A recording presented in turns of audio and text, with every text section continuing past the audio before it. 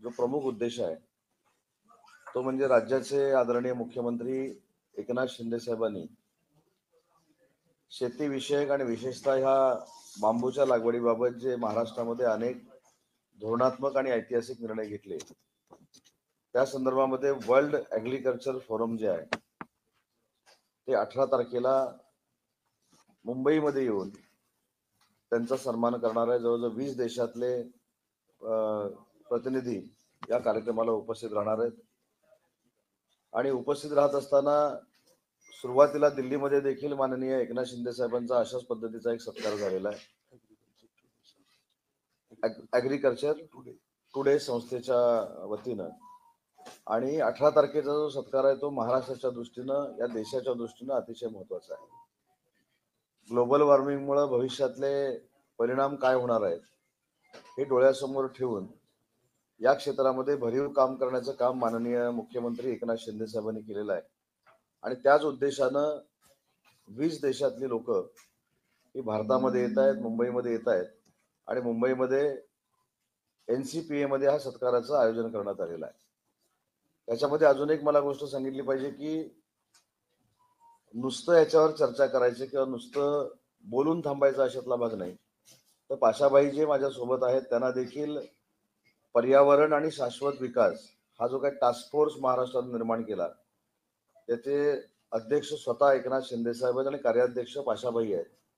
तर त्यांच्या माध्यमातून देखील हे काम पुढे नेण्याचा प्रामाणिकपणाचा प्रयत्न होतोय.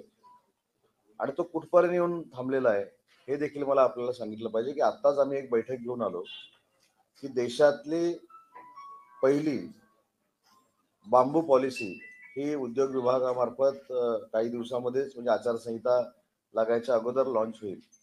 आणि याच्यामध्ये अनेक असे आम्ही मुद्दे घेतलेले आहेत की ज्याच्यामुळं बांबूची लागवड वाचेल, पर्यावरणावर जे काय प्रदूषणाचा आघात होतोय तो देखील दूर होईल, पर्यावरणाला मदत होईल. अनेक प्रकल्प त्याच्यामधनं उभे राहतील, फर्निचरचे प्रकल्प उभे राहतील. छोट्या छोट्या आता पाशाबाईंच्या हातामध्ये घड्याळ आहे, अशा पद्धतीच्या काही गोष्टी तयार करून त्या आपण विक्रीला देऊ शकतो. त्याच्यानंतर पेट्रोल डिझेलला पर्याय काय इंधन करता येईल हे देखील त्या पॉलिसीमध्ये इन्क्लूड केलेलं आहे. आणि औचित्य आहे 18 तारखेचं.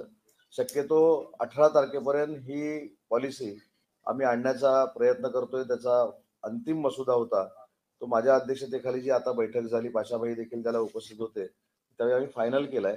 आणि आमचं देखील टार्गेट आहे की 18 तारखेला त्याच कार्यक्रमामध्ये ती पॉलिसी जाहीर करायची, जेणेकरून आजपर्यंतचे काही प्रकल्पांची इन्व्हेस्टमेंटची एक पद्धत होती, तर ती बांबूच्या प्रकल्पासाठी किती करायचे, त्याच्यातनं इंधन तयार करत असताना काय त्यांना बेनिफिट्स द्यायचे, मेगा प्रोजेक्ट म्हणजे किती कोटीचा असणार आहे, अल्ट्रा मेगा प्रोजेक्ट किती कोटीचा असणार आहे, कितीपासून इन्व्हेस्टमेंट सुरू करायची आहे, या संदर्भातली सगळी सांगोपांग चर्चा झालेली आहे. आणि ही पॉलिसी 18 तारखेला लॉन्च करण्याचा आमचा सगळ्यांचा मानस आहे. आणि हा जो सत्काराचा कार्यक्रम आहे हा नुसता मला असं वाटतं की मुख्यमंत्र्यांच्या पुरता मर्यादित नाही, तर मुख्यमंत्री महोदयांनी ज्या पद्धतीनं विधायक दृष्ट्या पुढे जाऊन ह्या संपूर्ण सिस्टीमचा अभ्यास केलाय, किंवा आता परवाचं उदाहरण जर द्यायचं झालं तर रत्नागिरीमध्ये 100 कोटी रुपयाची टर्मिनल बिल्डिंग विमानतळाची त्याचं भूमिपूजन झालं. पण तिथे त्यांनी निर्देशित केलं की इथं देखील 50% जे फर्निचर आहे हे बांबूपासून बनवलेलं आपण तयार करा आणि वेगळी आयडेंटिटी आपल्या महाराष्ट्राच्या पर्यावरणाची आपण निर्माण करा, अशा पद्धतीची सूचना त्यांनी दिली. फर्निचरचं स्ट्रक्चर देखील कशा पद्धतीनं असावं याची आराखडा देखील आता बनतोय. त्याच्यामुळे नुसतं घोषणा करून ते थांबले नाहीत, तर त्याची अंमलबजावणी करणारे देशातले पहिले मुख्यमंत्री मला असं वाटतं की एकनाथ शिंदे साहेब आहेत. आणि 21 लाख हेक्टरवर बांबूची लागवड करण्याचा संकल्प त्यांच्या नेतृत्वाखाली केलेला आहे. त्याची प्रसिद्धी देखील अनेक ठिकाणी अनेक जिल्ह्यांमध्ये येते. अनेक प्रोजेक्ट तयार करण्यासाठी त्यांनी पुढाकार घेतलेला आहे आणि त्याचं सगळं नेतृत्व त्यांच्यानंतर पाशाबाई करतायत. मला फक्त या पत्रकार परिषदेच्या निमित्तानं 18 तारखेचं आपल्याला देखील निमंत्रण द्यायचं आहे. एक फार मोठा राज्याच्या दृष्टीनं, देशाच्या दृष्टीनं हा सत्कार माननीय मुख्यमंत्री महोदयांचा होणार आहे. आणि या सत्कार समारंभाला राज्याचे उपमुख्यमंत्री देवेंद्रजी आणि राज्याचे उपमुख्यमंत्री अजितदादा देखील उपस्थित राहणार आहेत. कारण शेवटी सपोर्ट ह्या दोघांचा देखील आहे आणि म्हणून या दोघांचा देखील सन्मान त्या कार्यक्रमामध्ये केला जाणार आहे. हीच माहिती आपल्या मार्फत महाराष्ट्रातल्या जनतेला पोचावी यासाठी या पत्रकार परिषदेचं आयोजन केलेलं आहे.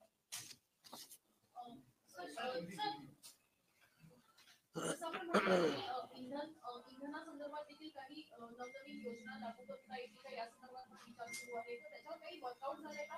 पण पेट्रोल आणि डिझेल संदर्भात अनेकदा खरं तर त्याच्यावर वर्कआउट करण्याचा प्रयत्न केलाय, पण नाही, याच्यावर माझ्यापेक्षा पाशाबाई चांगलं सांगू शकतील. पण एक मात्र सांगतो मी की डिझेल आणि पेट्रोलला पर्याय देणं ही आता काळाची गरज बनलेली आहे आणि त्यातलं देशातलं पहिलं पाऊल अशा माध्यमातून महाराष्ट्र सरकार टाकतं, याच्याबद्दल मला अभिमान देखील आहे आणि ते एकनाथ शिंदे साहेबांच्या नेतृत्वाखाली टाकतंय. परंतु ते कशा पद्धतीने टाकतंय, त्याची नक्की रिक्वायरमेंट किती आहे, आम्ही कशा पद्धतीने पुढे जाणार आहोत, काय करणार आहोत, त्याच्याबद्दल पाशाबाई सांगतील. आपल्या सगळ्यांच्या माहितीसाठी सांगतो,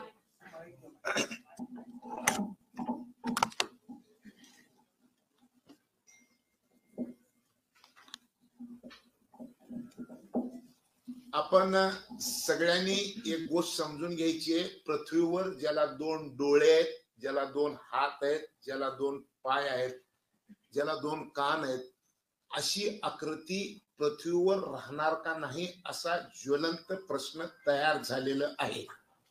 याच्यात सगळ्यात महत्वाचं कारण काय की पृथ्वीवर हवेत कार्बनचं प्रमाण किती जर झालं तर माणूस जात जिवंत राहणार आहे. हवेमध्ये 350 ppm कार्बन कॉन्सन्ट्रेशन जर असेल तर जीव जंतू पृथ्वीवर अबाधित राहतील. त्याच्यापेक्षा जर जास्त झालं तर मानव जातीला धोका आहे. आता झाले किती, आता 422 ppm झालेलं आहे आणि मग 450 ppm ला आपण जिथं बसलो तिथंच 10 फुटाचं पाणी राहणार आहे. हे कोण सांगितलंय? हे कोण सांगितलंय? आयपीसीसी म्हणजे inter governmental panel on climate change नावाची एक संस्था आहे. 198 देशाचे सदस्य आहेत. 1988 पासून याचं काम चालू आहे आणि 1100 शास्त्रज्ञ आहेत. या सगळ्यांनी सांगितलं 2050 ला 450 ppm होणार आहे. भावनगर, मुंबई, कोची, चेन्नई, कोलकाता हे सगळे शहर पाण्याखाली बुडतील असे चित्र तयार झालेले आहे. हवेत वाढलेल्या तापमानाचा परिणाम जगभरातले सगळे हिमनग वितळणार आहेत आणि त्या हिमनगाचं रूपांतर पाण्यामध्ये होणार आहे आणि पाण्याची पातळी वाढणार आहे. आपण म्हणसाल की समुद्राच्या कडची लोक बुडून मरतील, तर बाकीच्याच काय, तर बाकीच्याचे तापमानामध्ये होरपळून मरतील. आज तुमच्या माहितीसाठी एक गोष्ट मी सांगणार आहे, ती म्हणजे अशी 47 डिग्री टेम्परेचर झालं तर माणसाचं ब्रेन, हार्ट आणि किडनी निकामी व्हायला सुरुवात होते. 47 डिग्रीला जर मानव जातीच्या शरीरामध्ये हे जर बदल होत असतील तर मग या वर्षी दिल्लीमध्ये 52.9 तापमान झालेलं आहे. मानव जातीला चिंताजनक बातमी जर काही असेल तर या वर्षी दुबईमध्ये 64 टेम्परेचर तापमान झालेलं आहे. आता दुबईमध्ये अणुवस्त्र टाकायच्या ऐवजी दुबईची वीज जर बंद केली तर दुबईमध्ये माणूस जिवंत राहणार नाही, अशा पद्धतीचं चित्र मानव जातीच्या समोर तयार झालेलं आहे. आपण जे इंधनाच्या बाबतीत जो प्रश्न उपस्थित केलेला आहे, एक गोष्ट लक्षात घ्या, हे सगळं जे तयार झालेलं आहे ह्याचं कारण काय? या सगळ्या गोष्टीचं सगळ्यात मोठं कारण 2.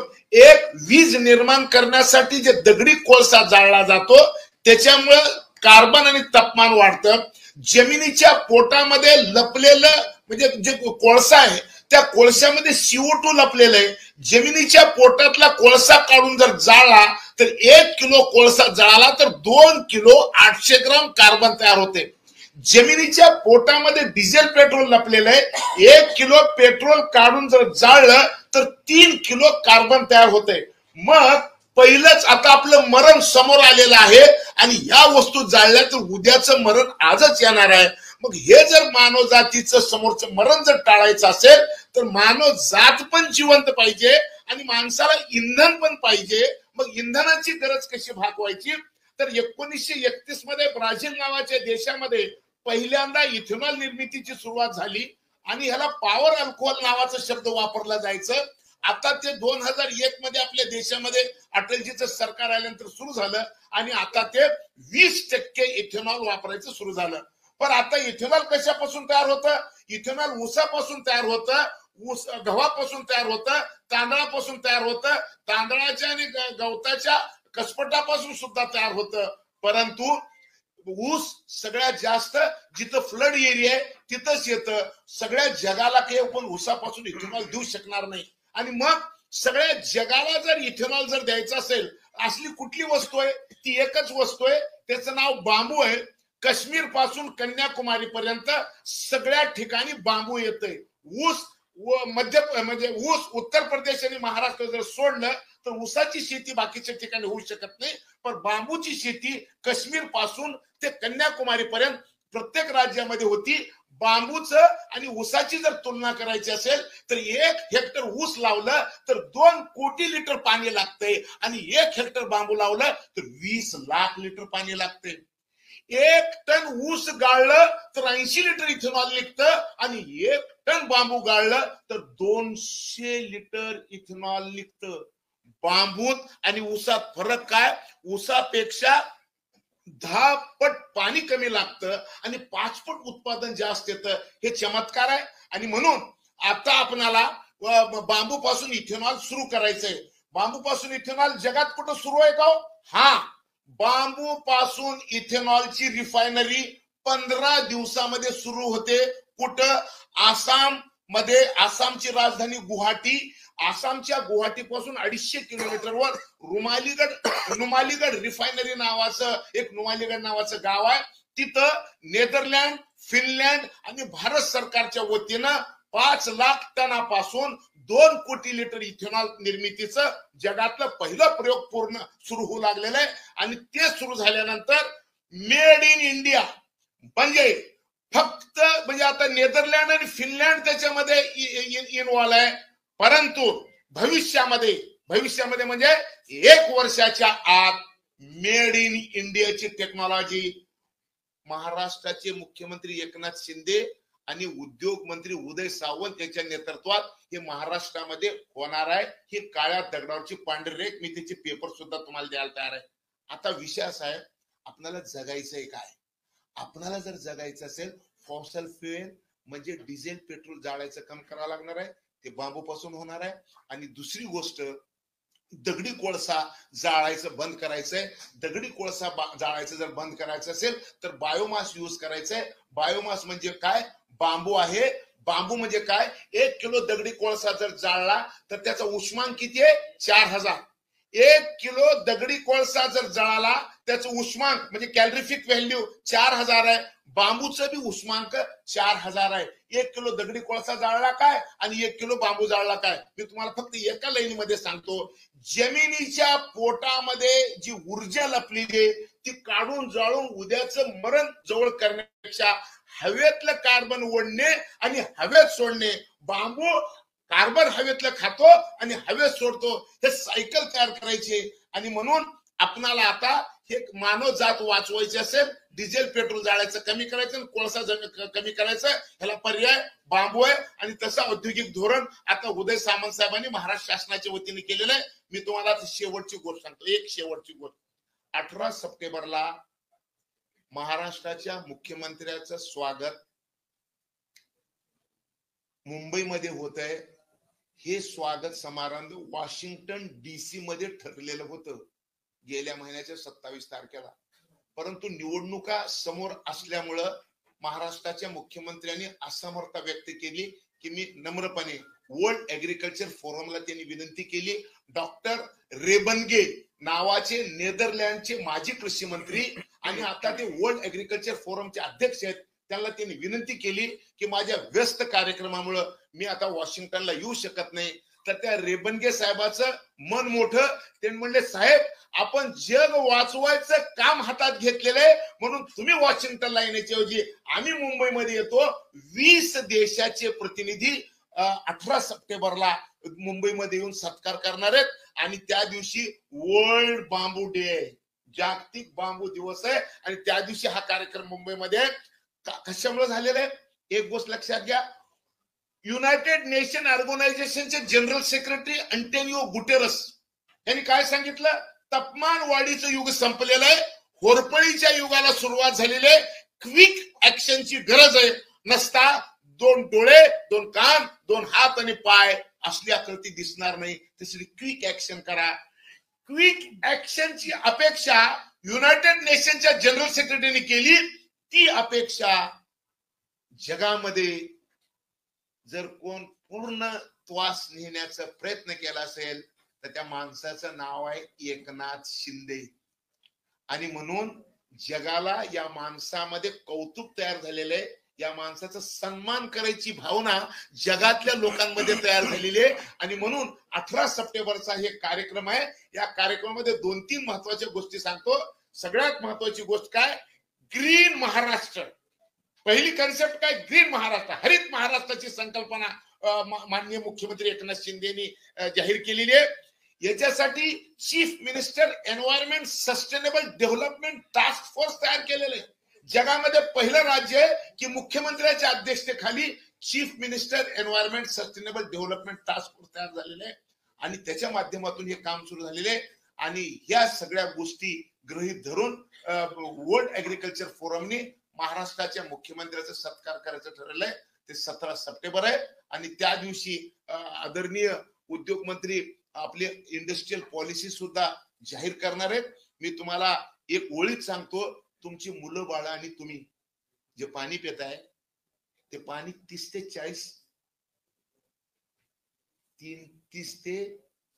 40 गुणाचं पाणी आहे. 350 TDS पाणी जर पिलं तर तुमची हाडं, तुमचे गुडघे सुरक्षित राहतील. पण तुम्ही 30-40 TDS पाणी पिऊ लागलेलं आहे. या पाण्यामध्ये सुद्धा बदल करायचा असेल तर हे सुद्धा आम्ही विचार केलेला आहे. पाणी असो, हवा असो, वीज असो, आणखीन इंधन असो, या सगळ्या गोष्टीचे प्रश्नाची उत्तर आपल्याला ऐकायला मिळणार आहेत. या सगळ्या गोष्टीची चर्चा जगामध्ये करणारं एकच राज्य आहे महाराष्ट्र आणि तिथं काम सुरू झालेलं आहे महाराष्ट्र आणि त्या राज्याचे मुख्यमंत्री एकनाथ शिंदे साहेब आहेत. आणि म्हणून जग त्यांचं कौतुक करणार आहे. त्या कौतुक सोहळ्याचं आपण सगळेदार साक्षीदार व्हावं आणि सगळ्या महाराष्ट्राला ही गोष्ट पोहोचवावी. आपली मानव जात वाचवण्यासाठी जे प्रयत्न आहेत ते प्रयत्न आपण सगळ्यांनी करू. मी तुम्हाला लास्ट लाईन सांगतो. दुबईमध्ये वर्षाचं पर्जन्यमान 70 मिलीमीटर आहे, परंतु 1 महिन्यापूर्वी दुबईमध्ये 170 मिलीमीटर पाऊस पडलं. 2.5 वर्षाचं पाऊस 1 दिवसात पडलं. हे तुमच्या माझ्या अस्तित्वाच्या समोर प्रश्नार्थक चिन्ह आहे. तुम्ही मी जगू का नाही याचं एक सगळ्यात मोठं हे प्रश्न आहे. दुसरं, 18 डिसेंबर 2023 तुतीकोरीन तामिळनाडूमध्ये 960 मिलीमीटर पाऊस 1 दिवसात पडलं. 3.25 फूट पाऊस 1 दिवसात पडलं. तुम्ही मी वाचूत का? जगामध्ये सगळ्यात जास्त थंडी चीनमध्ये पडलेली. ही सगळ्या प्रश्नाची उत्तर पर्यावरणावर आहेत आणि पर्यावरण सुधारल्याशिवाय तुम्ही मी वाचू शकणार नाही. एवढी मोठी आपल्या सगळ्याच्या जीवनाशी भिडलेली गोष्ट आहे आणि ह्याची सगळी चर्चा 18 सप्टेंबरला होणार आहे. ही गोष्ट आपण आपल्या माध्यमातून सगळ्या जनतेपर्यंत कळवावी. तुम्ही बी समजून घ्यावं एवढंच अपील करतो आणि माझं बोलणं थांबवतो. बांबू पासून इथेनॉल ही काय नवीन कन्सेप्ट नाही. 2017ला माननीय पंतप्रधान नरेंद्र मोदी यांनीच ही मूळ कन्सेप्ट समोर आणली की बांबू पासून इथेनॉल बनवायचं आपण इंडस्ट्री खोलू. पण आपलं जे महाराष्ट्र बोर्ड आहे, महाराष्ट्र बांबू बोर्ड, महाराष्ट्र बांबू विकास मंडळ, हे मंडळ म्हणतं की बाल्कोआ नावाची जी प्रजाती आहे ती बाल्कोआ नावाची प्रजाती लावा. बाल्कोआ नावाची प्रजाती लावून वर्धा, मला मी उदाहरण देतो, वर्धा, चंद्रपूर, यवतमाळ व नागपूर येथे 150 एकरामध्ये बाल्कोआ प्रजाती लावली गेली.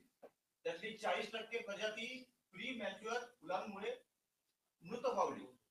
मग असं जर असेल आणि आपण जर टेंडर काढून जर 20-25 रुपयाला मिळणारी बांबूची रोपं 170 आणि 180 रुपयाला जर आपण विकत घेत असू तर मग तुम्हाला काय वाटतं की हे कितपत हे आहे? सगळं मान्य एक मिनिट, तुमचं सगळं मान्य.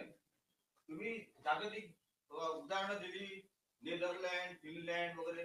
कोकणामध्ये हा प्रयोग माननीय मंत्री महोदय बसले, आमच्या रत्नागिरी जिल्ह्यात सुद्धा बांबू लागवड ही पूर्वीपासून होते.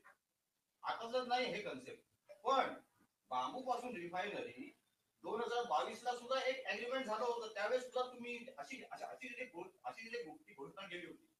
कोण ते नागार्जुन ग्रुपच्या कोणतरी डॉक्टर बनब्रीदा पांडे करून कोणतरी आहेत, त्यांच्या तुम्ही आणि त्यांच्यामध्ये तुमच्यामध्ये काहीतरी एक सामंजस्य करार झाला. आता हे खोटं असेल, माझी माहिती जर खोटी असेल तर मला तुम्ही हे करा.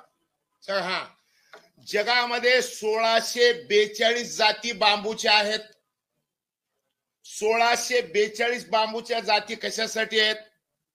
उपयोग बदलला की बांबूची जात बदलती. नंबर 1. आपण जो उदाहरण दिलात बल्कोवाचं, बल्कोवा हे अधिक उत्पादन देणारी जात आहे. याला बियाणं येत नाही आणि ही याची एक वेगळी जात आहे. ह्याचं यील्ड सगळ्या जातीपेक्षा चांगलं आहे आणि म्हणून सरकारने बल्कोवाची शिफारस केली. दुर्दैव असं आहे की ह्याच्या सायंटिफिक रिझन जर काही असेल तर सायंटिफिक रिझन असं आहे की टिश्यू कल्चरची जात आहे. हे टिश्यू कल्चरच्या बाटल्या फिरवताना 8 वेळेस फिरल्या का 11 वेळेस फिरल्या हा महत्वाचा आहे. सगळ्या टिश्यू कल्चरला अधिक पैसे कमवायच्या नादामध्ये 8च्या ऐवजी 11 राऊंड करतात आणि ते 11 राऊंड झाल्यामुळं त्याला लवकर फुलोरा येत असतो.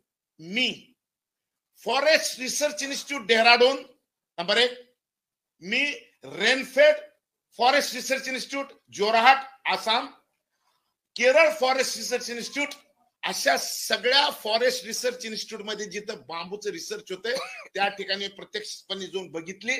त्याच्यातले सायंटिफिक रिझन मी शोधून काढलेले आहेत आणि म्हणून या सगळ्या गोष्टीमध्ये सुधारणा, नवीन आहे, सुधारणा होणार. भारत सरकारच्या कृषी मंत्रालयाच्या वतीने ह्याचं पायाभूत सुविधा बदलण्यासाठी 100 कोटी रुपयाची ऑफर या 4 शासकीय संशोधन संस्थेला द्यायचं भारत सरकारने कबूल केलेलं आहे. गेल्या 15-20 वर्षामध्ये बांबूवरचं रिसर्च बंद होतं.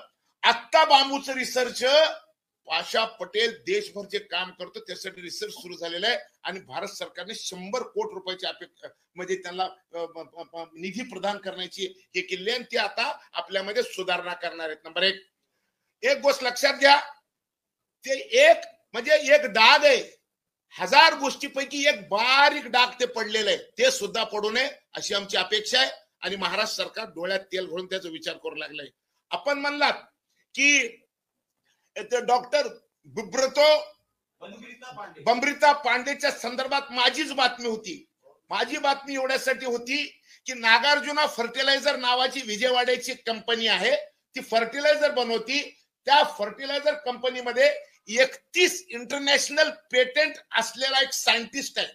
त्या सायंटिस्टला जेव्हा मी सांगितलं 4,500 कोटी रुपये खर्चून पहिलं युनिट निमालीगडला होऊ लागलेलं आहे, मी त्याला सांगितलं भारतीय टेक्नॉलॉजी वापरून याचा खर्च कमी करता येते का? त्यांनी सांगितलं हो. त्याच्याबरोबर करार झाला माझा, हा हो.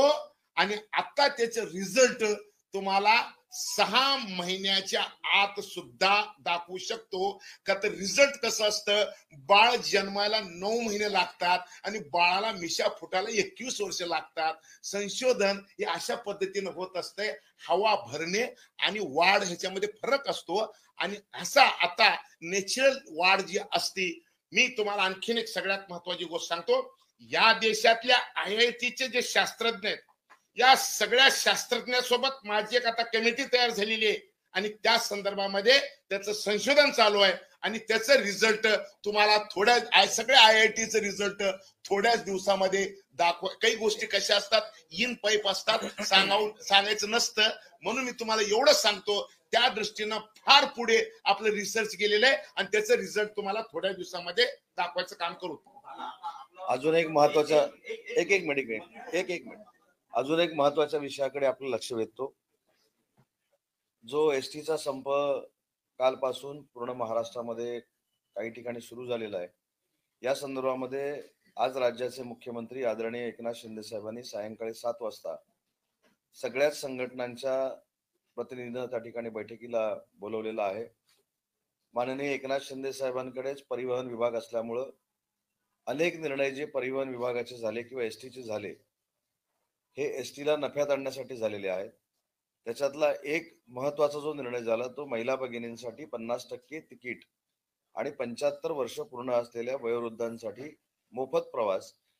यामुळं एसटीची परिस्थिती आता बदलायला सुरुवात झालेली आहे आणि त्याचं एकमेव कारण माननीय मुख्यमंत्री एकनाथ शिंदे साहेब, दोन्ही उपमुख्यमंत्री आणि आमचं सरकार आहे.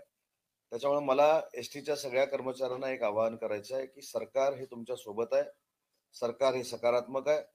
मला पूर्ण विश्वास आहे की संध्याकाळच्या 7 वाजताच्या बैठकीमध्ये निर्णयाप्रत बैठक होईल.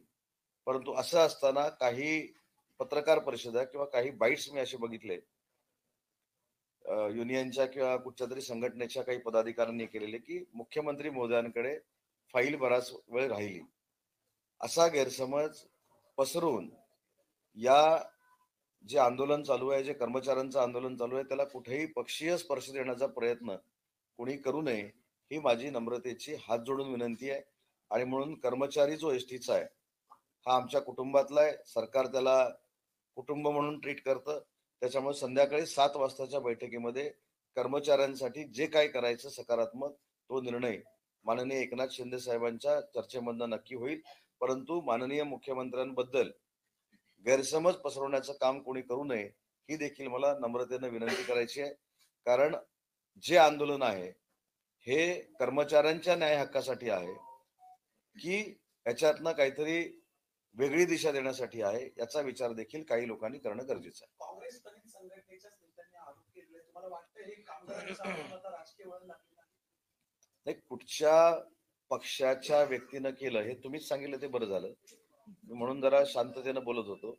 तुम्हीच जर सांगितलं की काँग्रेस पक्षाच्या एका संघटनेनं हे केलं. जर सरकार कर्मचाऱ्यांच्या सोबत आहे, कर्मचाऱ्यांना जे काय हवंय नकोय ते सरकार जाणून घेणार आहे. त्याच्यासाठी 7 तारखेला माननीय मुख्यमंत्री महोदयांनी या सगळ्यांची बैठक केलेली होती. 20 तारखेला बैठक होणार होती, परंतु ज्या काही प्रसंग महाराष्ट्रामध्ये घडले त्याच्यामुळे ही बैठक पुढे गेली. पण बैठक पुढे गेल्यानंतर या सगळ्यांशी चर्चा करत असताना मी कॅबिनेट मंत्री म्हणून ती 20 तारखेला बैठक होऊ शकली नाही, याबद्दल मी दिलगिरी व्यक्त केली. त्याच्यानंतर सांगितलं की गणेशोत्सवाच्या निमित्तानं अशा पद्धतीनं हे आंदोलन करणं उचित आहे असं मला वाटत नाही. तुमच्या मागण्यांसाठी सकारात्मक सरकार आहे. त्याच्यामुळं 3000 बसेस आज माझ्या कोकणामध्ये जाणार आहे आणि त्यावेळी अशा पद्धतीचं आंदोलन करू नये हे मी स्वतः हात जोडून विनंती केली. पण असं केल्यानंतर जे दिलेलं पत्र होतं ते दिलेलं पत्र आणि आताच्या मागण्या ह्या थोड्याफार विसंगत वाटतायत. तर तसं होऊ नये हीच माझी विनंती आहे. आज संध्याकाळी 7च्या बैठकीमध्ये सगळ्यांनी यावं, त्यांचे त्यांचे मुद्दे मांडावेत आणि त्याच्यातनं मुख्यमंत्री महोदयांकडनं सकारात्मक निर्णय घेऊन जावं हीच माझी विनंती आहे.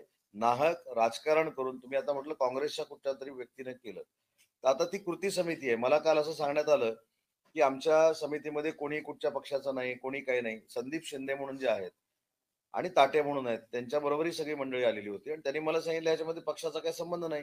तिथं हे देखील सांगितलं की अतिशय चांगल्या पद्धतीची एकनाथ शिंदे साहेबांनी बैठक घेतली, हे देखील त्यांनी मला सांगितलं. आणि आज मला आश्चर्याचा धक्का बसला. कदाचित त्या पक्षाच्या पक्षश्रेष्ठींकडनं कदाचित आदेश आलेला असावा.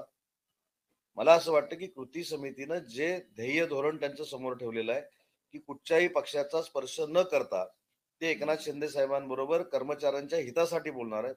माझी तीच त्यांना विनंती आहे. टीका टिप्पणी करण्यापेक्षा जे काही तुमचं म्हणणं आहे ते 7 वाजताच्या बैठकीमध्ये आपण त्यांनी सांगावं.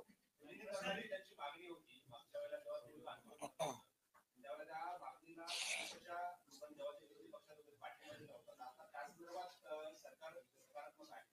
पहिली भूमिका अशी आहे की विलिनीकरणाच्या बाबतीमध्ये जे आंदोलन मागच्या वेळी ऍडव्होकेट गुणवर्धन सदावर्ते यांच्या नेतृत्वाखाली झालं त्यावेळी त्या सरकारमध्ये देखील सांगणारा मी पहिला असं होतो की जे एसटी महामंडळ चालतं हे वेगळ्या ऍक्टनुसार चालतं. त्याच्या विलिनीकरणापेक्षा तुमचे वेगळे जे प्रश्न आहेत जे कर्मचाऱ्यांच्या हिताचे आहेत ते आपण मांडावेत आणि त्याच स्तरावर आज ही सगळी चर्चा चालू आहे. काल कुठच्याही माझ्या देखील डिस्कशनमध्ये विलिनीकरणाचा मुद्दा पुढे आला नाही आणि कदाचित विलिनीकरणाबद्दलची पूर्ण भावना ही काही मंडळींना पटलेली असल्यामुळे ती तशी मागणी करत नसतील. साठी सरकार काय करणार आहे? कारण याच्यामध्ये सरकार आणि कामगारांच्या वाटण्यामध्ये कुठेतरी नाही मी सुधारणा करतो थोडं. एक मिनिट. काय होतं की एखाद्या प्रश्नामुळं अजून त्याच्यामधनं कुठेही सरकार आणि कर्मचाऱ्यांमध्ये वाद नाही. संपाची वेळ नाही नाही नाही, ऐकून घ्या. संपाची वेळ का आली हा संघटनांचा विषय आहे. कर्मचारी आणि सरकार याच्यामध्ये अजिबात वाद नाही, वाद घातलेला देखील नाही. कर्मचाऱ्यांना जे काय पाहिजे ते नक्की देण्याची भूमिका ऑलरेडी 7 तारखेला माननीय मुख्यमंत्री मोदयांनी घेतलेली होती. 20 तारखेला पुन्हा एकदा बैठकीचं आयोजन केलेलं होतं. परंतु ज्या सगळ्या सिच्युएशन माझ्यापेक्षा तुम्हालाच माहिती आहे, तुमच्याकडनंच आम्ही बघतो, त्याच्यामुळं त्या सिच्युएशन मध्ये त्या बैठकीला थोडाफार उशीर झाला. याचा अर्थ अशा पद्धतीनं गणेशोत्सवाच्या निमित्तानं असं आंदोलन करणं हे कितपत योग्य आहे याचं प्रत्येक आत्मचिंतन प्रत्येक संघटनाने केलं पाहिजे. जोडून घेतो फक्त. हे वाद नाही, माझं म्हणणं वाद नाही, वाद हा मंगळवारी चुकीचा जो आहे. संप पुकारलाय, आज 1000 एसटी पुन्हा चालणार होते, उद्या 3500 एसटीचं ग्रुप बुकिंग आणि आरक्षण आहे. मात्र आता खासगी वाहतुकीकडे काही प्रवाशांचा ओढा आहे, चौपट ते तिप्पट भाडं आकारलं जातंय. त्यांना कसं या संदर्भामध्ये आज 7 वाजता योग्य तो निर्णय होईल. ज्या खासगी बसांकडनं प्रवाशांची जी लूट होते त्या संदर्भात काही गाईडलाईन्स आपण देणार आहात का? मी सांगितलं की 100% गाईडलाईन नाही, या बाबतीमध्ये निर्णायक भूमिका मुख्यमंत्री महोदय घेतील. आणि चाकरमानी कोकणामध्ये जात असताना जर आहे त्याच्यापेक्षा दुप्पट चौपट भाडं आकारण्याचा जर कोण प्रयत्न करत असतील तर त्या बैठकीमध्ये देखील याबद्दल योग्य ते निर्णय होतील. एकानं मला सांगितलं तर कळेल. गेल्या वेळेस जो संप चिघळला त्याला फक्त एकटे गुणवंत सदावर्ती जबाबदार होते असं नाही. भाजपचे एक आमदार गोपीचंद पडळकर यांनी जरा आक्रमक भाषा वापरली होती की नाही, एसटीचं विलिनीकरण म्हणजे सरकारी विलिनीकरण ते झालंच पाहिजे यासाठी त्यांनी अक्षरशः एसटी कामगारांना फाशी पाडलं. आणि आता काल का परवा त्यांचंच एक स्टेटमेंट आलं की एसटीचं विलिनीकरण शक्य नाही. आणि कर्मचारी संघटनांची हीच तर मागणी आहे की एसटीचं विलिनीकरण करा. मग आता हा विरोध झाला. मग आता असं वाटत नाही नाही नलावडे साहेब, माझी विनंती अशी आहे की प्रश्न विचारला तर बरं होईल मत मांडण्यापेक्षा. मी तेच विचारतो ना की त्यावेळेस जर भाजपच्या त्या आमदारांची भूमिका म्हणजे याचा अर्थ ती पक्षाची भूमिका नाही, माझी परत एकदा विनंती आहे की आपण मत नंतर पण मांडू शकतो ना, दोघांना एकमेक भेटून बोलू शकतो.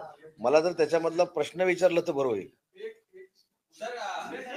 विधानसभा निवडणुका नोव्हेंबर मध्ये असल्याचे संकेत स्वतः मुख्यमंत्री एकनाथ शिंदे आणि शरद पवार यांच्याकडे मिळत आहे. तुम्हाला काय वाटतं कधीपर्यंत? मला असं वाटतं की विधानसभेच्या निवडणुका कधी होतील हा प्रत्येक जण अज्युम करत असतो की बाबा आता होईल, उद्या होईल, 15 दिवसांनी होईल. पण याचा सर्वस्वी अधिकार हा निवडणूक आयोगाला आहे. त्याच्यामुळे निवडणूक आयोग जाहीर करेल त्यावेळी निवडणुका होतील.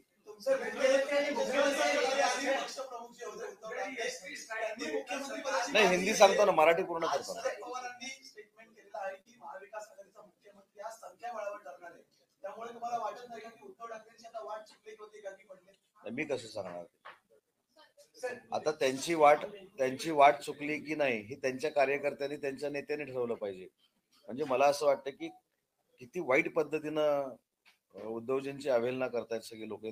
काँग्रेस पक्षाचे नेते काही वेगळं त्यांच्याबद्दल बोलतात. पवार साहेबांनी त्यालाच क्रिस्टल क्लिअर करून टाकलेलं आहे की मुख्यमंत्री पदाची कोणी, म्हणजे थोडक्यात इनडायरेक्टली मला जे काही थोडंफार राजकारण कळतं, जास्त नाही पण थोडं जे कळतं त्याच्यामधनं की नाही, तुमचं म्हणण्याला आम्ही किंमतच देत नाही, आमचं जे काय ते आम्ही निवडून येऊन नंतर ठरवू, असं त्याच्यातला मतितार्थ आहे, सारांश आहे.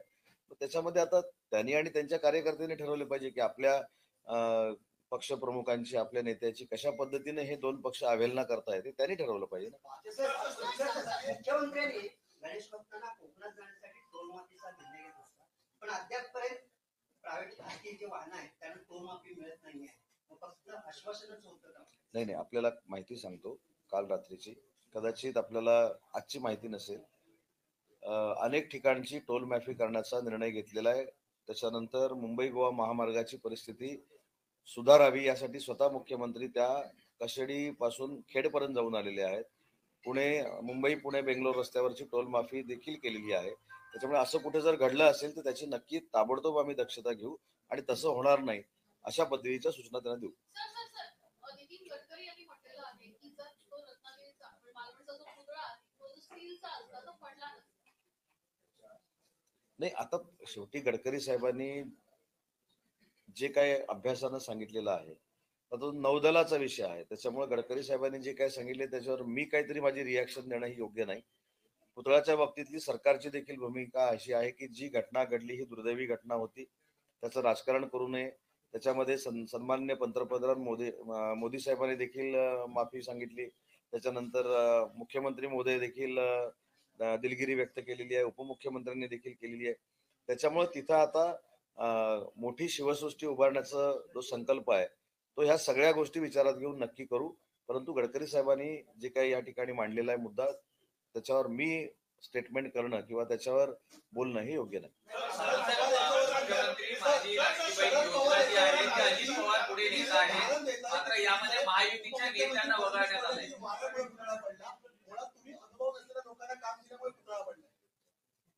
तुमच्याच माध्यमातून 4 दिवसापूर्वी एक मी मुलाखत बघितली आणि फोन ऐकला की आता मला एक्झॅक्टली कुठे सांगता येणार नाही की तिथल्या लोकप्रतिनिधींनी असं सांगितलं की तिथलं आजूबाजूच्या परिसराचं सुशोभीकरण जे केलं ते उभाटाच्याच एका कार्यकर्त्याने केलं. आता कशावरून त्याच्यामुळे डळमळीत झालं नाही त्याची पूर्ण चौकशी झाली पाहिजे ना. आज जसे आरोप प्रत्यारोप होत आहेत परंतु उभाटाच्या माणसानं काम घेतलं ह्याच्यावर कोणच बोलत नाही. आज मी देखील राजकारणामध्ये यायच्या अगोदर माझ्या वडिलांचा व्यवसाय बघायचो, जो व्यवसाय कॉन्ट्रॅक्टरच होता. त्याच्यामुळे एखादी बिल्डिंग उभी करताना त्याचा जर बुंदा कमकुवत असेल किंवा त्याचं फाउंडेशन कमकुवत असेल किंवा एखादी बिल्डिंग उभी करता असताना आजूबाजूला जर काम चालू असेल आणि त्याने काहीतरी ढिसूळ करून ठेवलेलं असेल तर त्याचा परिणाम देखील त्या बिल्डिंगवर होतो, हे मला बेसिक माहिती आहे. त्याच्यामुळे जर त्यांच्याच लोकप्रतिनिधीने सांगितले की उभाटाचाच माणूस काम करत होता त्याच्यावर आपण काय चर्चाच करत नाही, तर माझं म्हणणं आहे की याची सखोल चर्चा झाली पाहिजे. नक्की कोणाकोणाकडे ही टेंडर होते हे देखील लोकांना कळलं पाहिजे. कोण आपटे असू नये तर अजून कोण असू दे, जो तर त्याच्यामध्ये गिल्टी असेल तर त्याच्यावर कारवाई झाली पाहिजे, हीच आमची भूमिका आहे.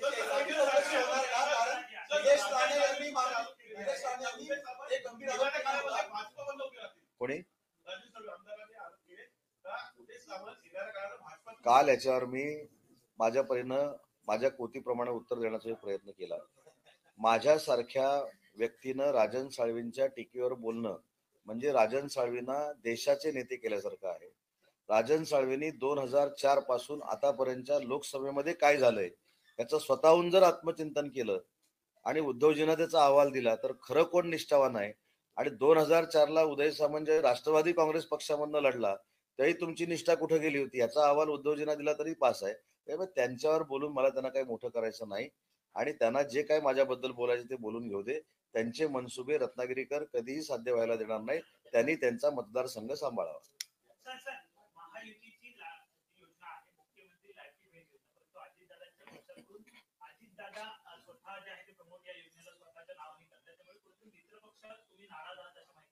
ते कोणी सांगितलं तुम्हाला? आम्ही नाराज आहोत तुमच्यापर्यंत पोहोचलं कसं? सूत्र हाच प्रॉब्लेम आहे. कोणी नाराज नाही. शेवटी शिवसेना एक मिनिट आता कोणाचं उत्तर देऊ, हे देऊ की हे देऊ?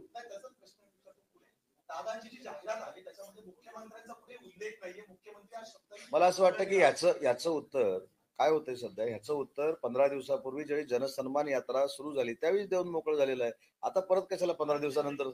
नाही ना, 15 दिवसानंतर परत त्याचे उत्तर द्यायची आवश्यकताच नाही.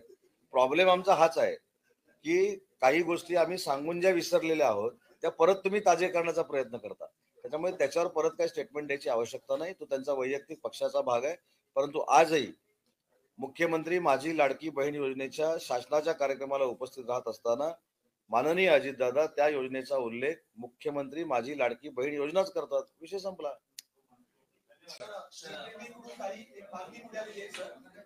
नाही आता राजकीय विचारू नका, पण राजकीय इथं बोललं की परत लोक चिडतात. तिथं मला अशी जी अलिखित माहिती आहे काय बांबू आम्ही तेच सांगतो.